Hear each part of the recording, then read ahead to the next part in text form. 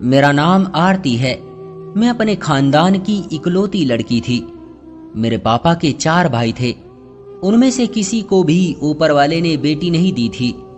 इस हिसाब से तो मुझे अपने खानदान की लाडली बेटी होना चाहिए था, पर यहाँ तो मामला उल्टा था। मेरा खानदान बेटियों से नफरत करता था। इस वजह से मैं एक ही बेटी थी, मेरी बुआ, जिन्होंने मेरे दादा के दुश्मन के बेटे से मोहब्बत की और शादी कर ली। पर जब ये बात मेरे दादा को पता चली तो दोनों घरों में तूफान उठ गया, जिसमें मेरे दादा और एक चाची अपनी जान से हाथ धो बैठे। मेरी बुआ को घर में कैद कर दिया गया, पर बुआ ने भी खुदकुशी कर ली। तब से इस खानदान को बेटियों से नफरत हो गई। जाने मेरे बाकी चाचा के घर बेटी आई या नहीं आई, या उन्होंने आने ही नहीं दी, पर मैं इस दुनिया में आ गई। मेरी माँ तब इस दुनिया में मुझे अकेले छोड़कर चली गई जब मैं सिर्फ 10 साल की थी। अब मेरी उम्र 18 साल है। मेरा घर मेरे लिए एक जेल है। यहाँ कोई मुझसे प्यार नहीं करता, किसी को मेरी परवाह नहीं है। मुझे खानदान में होने वाली शादियों में भी नहीं ले जाया जाता। सारा खानदान मुझसे नफरत करता है और मैं भी किसी से मोहब्बत करती हूँ। उसका नाम सुरेश है। वो मेरा पड़ोसी है, पर मैं जानती हूँ कि वो कभी भी मुझसे शादी नहीं करेगा। उसके माँ बाप और वो खुद भी कभी ऐसा नहीं चाहेंगे, पर मेरा दिल सिर्फ उसके लिए धड़कता है। एक दिन मेरी शामत तब आई जब मैं अपने छोटे चाचू से टकरा गई। मेरे हाथ में चाय का कप था जो उनके सफेद कपड़ों पर जा गिरा। सोने पर सुहागा ये हुआ कि जब वो मुझे डांट रहे थे तो उसी पल उनको एक कॉल आई। ये कॉल उनके ऑफिस से आई थी। कॉल सुनकर मेरे चाचू हक्के बक्के रह गए। क्या नुकसान हो गया हमारा, वो भी लाखों का? मेरे चाचा ने कॉल बंद की और सीधा मेरी तरफ देखा, जैसे नुकसान मेरी वजह से हुआ हो। मैं बहुत घबरा गई। तुम ही हो मनहूस लड़की, इतना कहकर वो वहां से चले गए और मैं वहीं खड़ी रोने लगी। मैंने देखा सुरेश वहीं दूर खड़ा ये सब देख रहा था, लेकिन जैसे ही मैं उसकी तरफ पलटी तो वो भी बिना कुछ कहे ही वहां से चला गया। सच कहते हैं, सपने अपनी औकात देखकर ही देखने चाहिए। कुछ दिन गुजरे, मेरी जिंदगी में एक और भूकंप आ गया। मेरे पापा मेरे लिए रिश्ता देख चुके थे। मैं किसी और से शादी नहीं करना चाहती थी। मैं दिन रात परेशान रहने लगी। एक दिन मेरी चाची ने कहा कि तैयार हो जाओ, तुम्हें देखने लड़के वाले आ रहे हैं। मैं उनके सामने कुछ बोल नहीं सकी। जब तैयार होकर बाहर आई तो ये देखकर हैरान रह गई कि जिस लड़के का रिश्ता मेरे लिए आया था वो तो देखने में पापा से भी बड़ा लग रहा था। पापा तो उनसे ऐसी बातें कर रहे थे जैसे रिश्ता पक्का कर चुके हों। वो लोग तो मुझे देखते ही पसंद कर बैठे थे। जब मैं अपने कमरे में वापस आई तो मैं बहुत परेशान थी। सारी रात रोती रही और सोचती रही कि अब हिम्मत नहीं करूंगी तो कब करूंगी। आखिर ये मेरी जिंदगी का सवाल था। अगले दिन छुट्टी का दिन था। नाश्ते की टेबल पर सब मौजूद थे। मैंने सबको कहा कि मुझे एक जरूरी बात करनी है। न जाने फिर मुझ में इतनी हिम्मत कहां से आ गई। पापा, मुझे आपसे एक जरूरी बात करनी है। आप जहां मेरा रिश्ता करना चाहते हैं मैं वहां शादी नहीं करना चाहती। मेरा यह कहना था कि सब मेरी तरफ देखने लगे। मेरी चाची ने तो मुंह पर हाथ रख लिया और आपस में बातें करने लगी। मेरे पापा ने मुझसे पूछा कि क्यों नहीं करना चाहती, तो मैंने कहा कि मैं किसी और को पसंद करती हूँ। सब मुझ पर टूट पड़े। मुझे बातें सुनाने लगे कि तुम्हें शर्म नहीं आती सबके सामने ये बात करते हुए। मैंने भी कह दिया, अपनी मर्जी से अपने पति को पसंद करना मेरा हक है और यह हक मांगने में मुझे कोई शर्म नहीं है। मैं सुरेश से मोहब्बत करती हूँ और उससे ही शादी करना चाहती हूँ।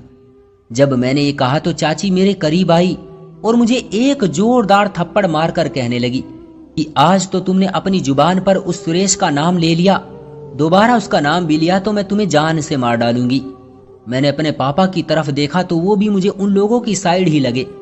सब ने मुझे बहुत बातें सुनाई, कहा कि मैं बहुत बेशर्म हूं। सब कहने लगे कि इस लड़की की हिम्मत तो देखो, आज सबके सामने आकर इसने अपनी पसंद का इजहार कर दिया, कल को जाने क्या करेगी। 1 हफ्ते के अंदर इसकी शादी करके इसे यहां से दफा करो। मेरे पापा ने कहा ऐसा ही होगा। मैंने पापा की तरफ देखा तो उन्होंने भी मुझसे नजरें चुरा ली। मेरा दिल किया कि मैं खुद को अभी मार डालूं। मुझे लगा था कि शायद पापा मेरा साथ देंगे, पर किसी ने मेरा साथ नहीं दिया। एक हफ्ते के अंदर अंदर मेरे लिए रिश्ता तलाश कर लिया गया। अफसोस की बात यह थी कि वो रिश्ता मेरे लिए सुरेश ने देखा था। उसके भरोसे वाले लोग थे। जो लोग पहले हमारे घर आए थे उन्होंने तो रिश्ता करने से अचानक मना कर दी और मेरे पापा को सुरेश का लाया हुआ रिश्ता सही लगा। मुझे इस एक हफ्ते के लिए कमरे में ही बंद रखा गया। मुझसे किसी ने बात तक न की। मेरे साथ जानवरों की तरह सलूक किया गया। मुझे खाना देते और कहते कि हम तो तुम्हें इस घर से दूर भेजना चाहते थे, पर तुम तो इस घर से दूर ही नहीं जाना चाहती हो।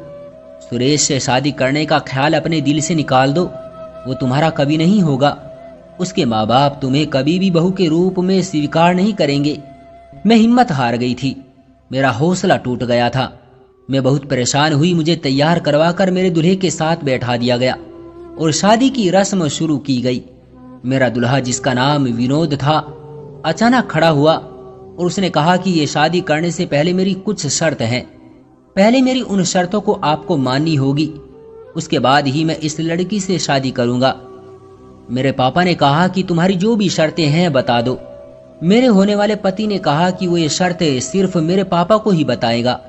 मेरे पापा और विनोद एक तरफ चले गए और 1 घंटे तक आपस में न जाने क्या बातें करते रहे।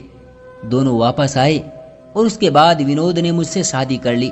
मैं अपने घर से तो विदा हो गई, लेकिन मैंने एक प्लान बना लिया था जिसे मैं आज ही रात पूरा करने वाली थी। मैं सुरेश के अलावा किसी और की नहीं हो सकती थी। मेरे पास एक जहर की बोतल थी जिसे मुझे पहली ही रात पीकर खुदकुशी करनी थी। लेकिन जब विनोद मेरे कमरे में आया तो उसने मेरे हाथ में जहर की बोतल देख ली। उसने एक हाथ में वो बोतल पकड़ी और दूसरा हाथ मेरे तरफ बढ़ाया।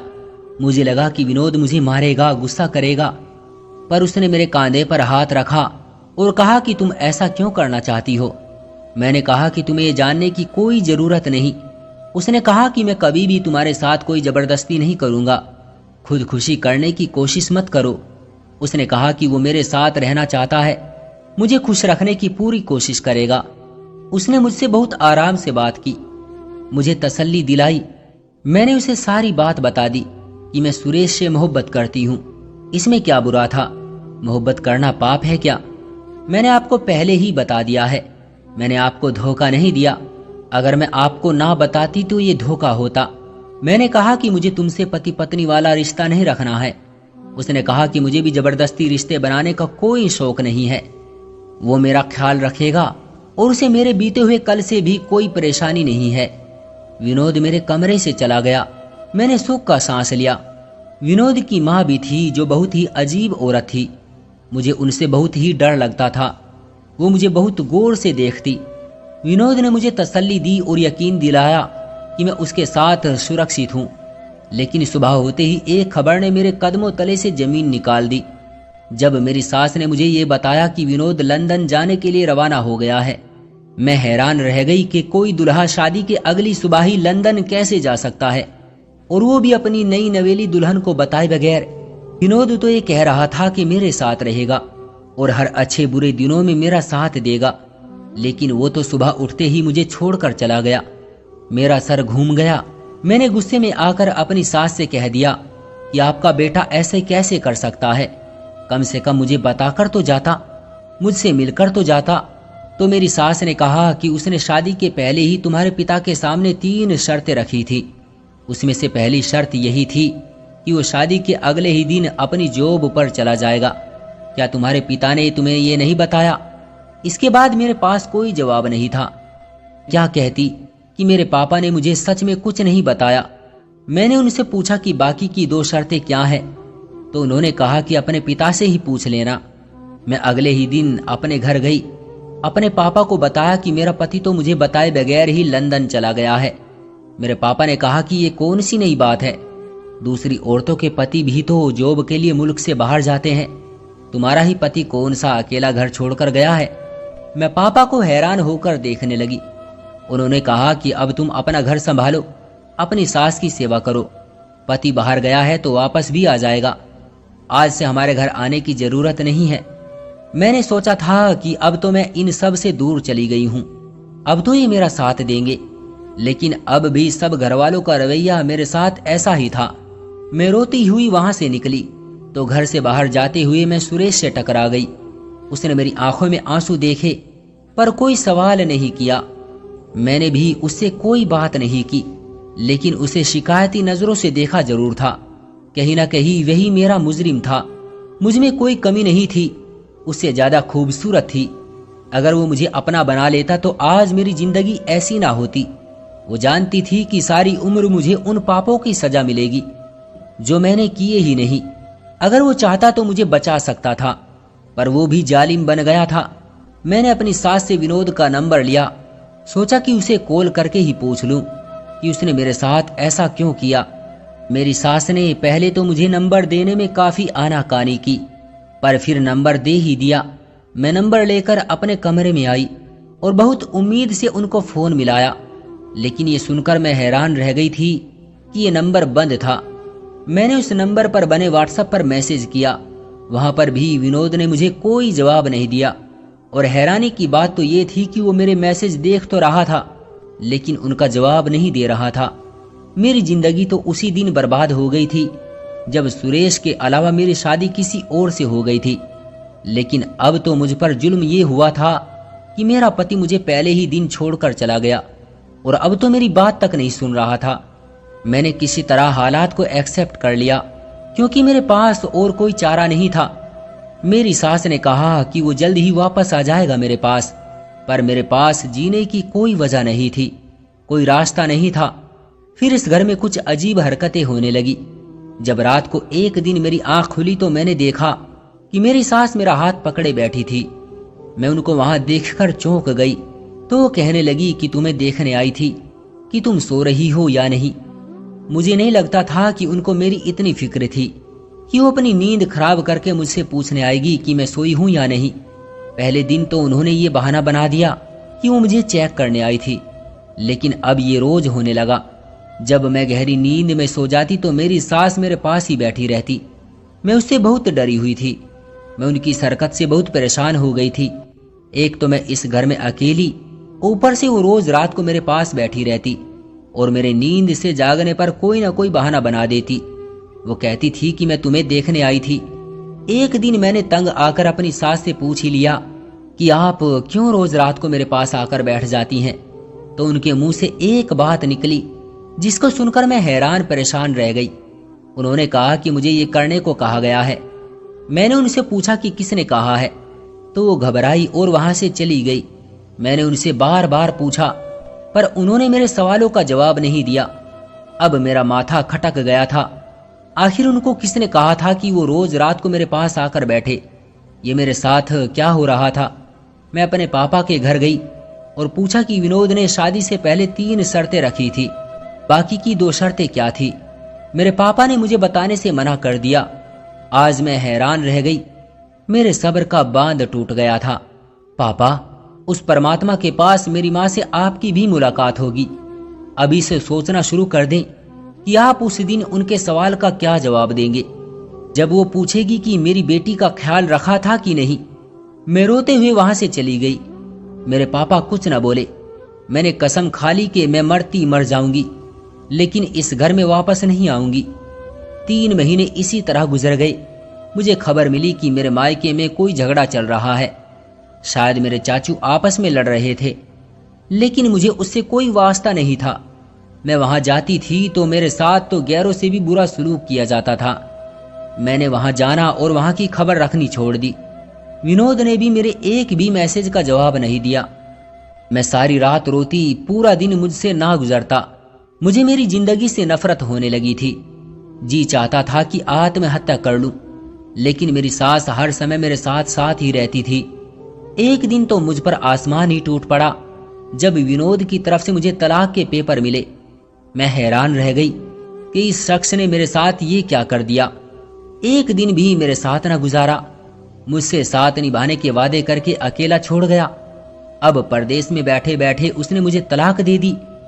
मुझसे ऐसी क्या गलती हुई जिसकी मुझे सजा दी जा रही है? मैं बहुत परेशान थी। अब मेरी सारी हिम्मत जवाब दे चुकी थी।